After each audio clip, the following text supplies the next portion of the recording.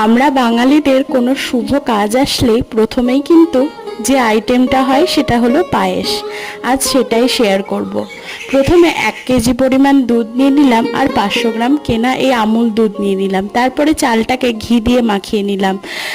1 cup দুধের মধ্যে 2টো আমুল গুঁড়ো দুধের প্যাকেট আমি ঢেলে দিলাম।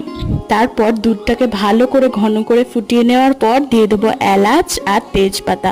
ভালো করে ফুটে আসলে দিয়ে দেবো চালটা।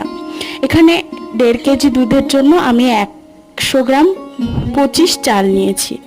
চালটা একটু সিদ্ধ হয়ে আসলেই দিয়ে দেবো কাজু আর কিশমিশ। তারপরে নাড়াচাড়া কিন্তু কন্টিনিউ চালিয়ে যেতে হবে। চালটা পুরো সিদ্ধ হয়ে গেলে দিয়ে দেবো চিনি।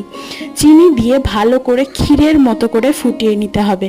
শেষে কাজু কিশমিশ দিয়ে গার্নিশ করলেই আমাদের কিন্তু চালের পায়েস একদম রেডি।